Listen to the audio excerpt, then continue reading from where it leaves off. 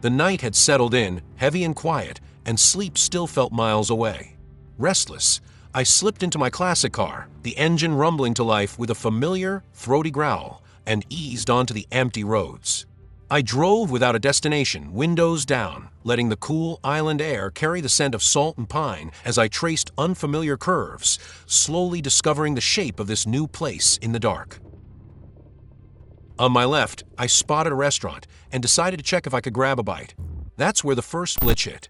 I turned off the engine and stepped out of the car. Even though I'd switched off the headlights before getting out, my tail lights stayed stubbornly lit. Weird, right? Anyway, I headed toward the entrance. As I stepped inside, I greeted the folks already eating and noticed a guy behind the counter. I approached him, trying my hardest to be polite, and attempted to place an order. No response.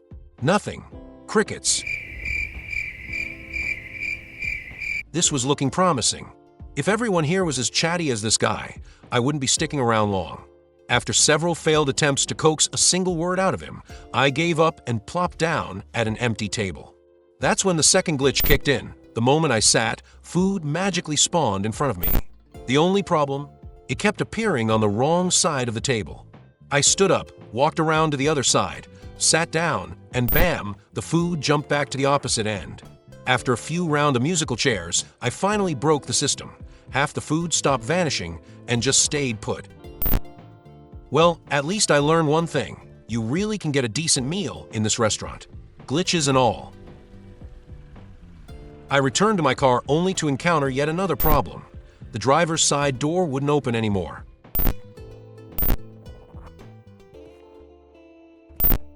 I had to walk around to the passenger side, climb in, and awkwardly hop over to the driver's seat.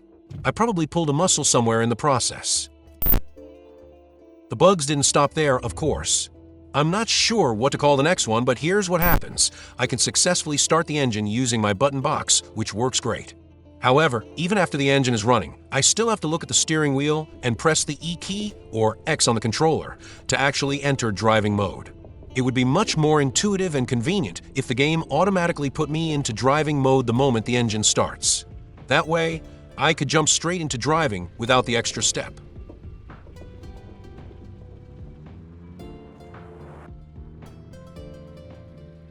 Oh Lord, those headlights are like getting abducted by a UFO.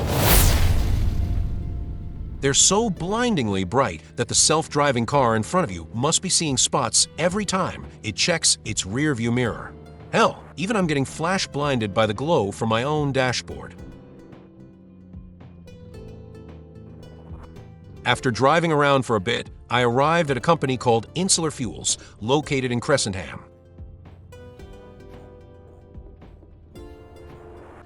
It looks like they require a Class D license to operate a semi-truck with a fuel trailer. I walked up to Mark, the company dispatcher, and handed him my card. At that point, all I could do was drive back to motel and wait for his call. As I returned to my car, another glitch hit me. I couldn't get in. It was my own vehicle, keys in hand, title in my name, but for some reason, it had decided it was done with me. No amount of button mashing, sweet talking, or frustrated jiggling of the handle made any difference. The only feature that still worked perfectly? The for sale potential. Do you want a secret? Right now, this game has built-in cheats. Just hit T to pop open the cheat menu, packed with tons of game-changing options. I need to haul my behind home right now and plant myself by the phone, waiting anxiously for Mark to call. After a long day, I finally got home, changed into my pajamas, and slipped into bed, looking forward to one of those wonderfully peaceful dreams. But morning came too soon. My alarm buzzed insistently, pulling me out of sleep. I dragged myself out of bed, shuffled to the kitchen for a quick breakfast and cup of coffee, then settled back on the couch to watch some TV and ease into the day, until Mark called and snapped me fully awake.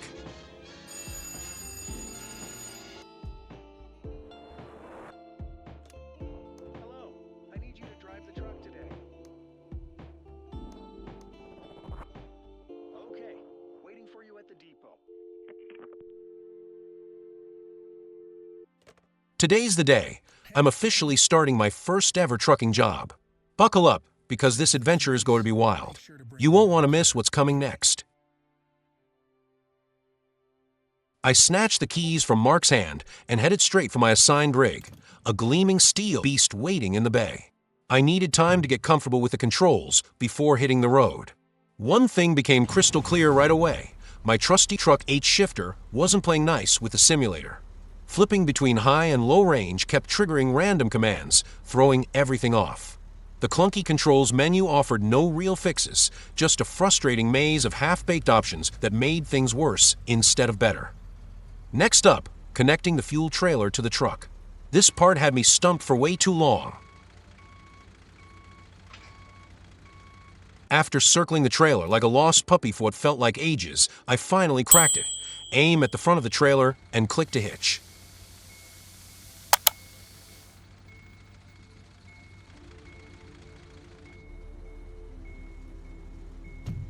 All right, rig hitched, time to hit the road and deliver fuel to 2 gas stations. Let's roll this beast. There wasn't much time to enjoy the surroundings, as I was truly struggling to drive this thing properly. Believe me, it had nothing to do with not knowing how to drive a semi-truck with a stick shift. Combined, I have more than 6,500 hours in ETS2 and ATS, and I always drive my trucks manually. In this game, I just can't get the controls right. If I'm missing something, feel free to enlighten me. And then came the next leg of the exploration. A true quest that hurled me right back into the heart of the latest Indiana Jones game, where every shadow hides a clue and every puzzle demands cunning to unravel. This time, the challenge was figuring out how to deliver fuel to the abandoned gas station. I scanned the cracked pavement, the overgrown weeds, the rusted pumps. Until something finally caught my eye, a weathered manhole cover half buried in the dirt. Heart pounding, I stepped closer, pried it open, and yes, that was it. I know, it all sounds a bit exaggerated, but that's truly how I felt in that moment. I was fully immersed on a real quest to track down that manhole.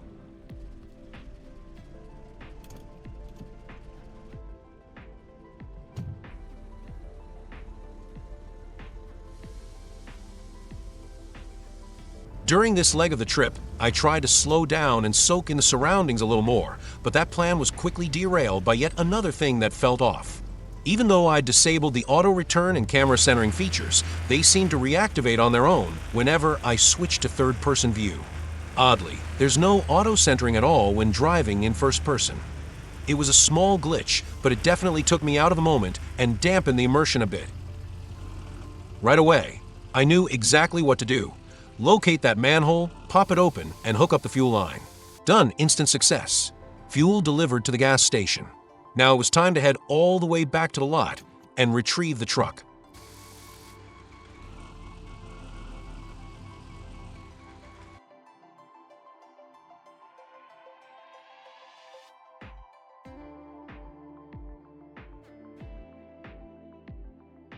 After a long, grueling day at work, all I wanted was to cruise home in my beloved old-timer car, kick back, and zone out in front of the TV. But apparently, I'd forgotten one crucial detail. My car was furious with me and had decided I was no longer worthy of being her driver. Bollocks. The entire way home. On foot.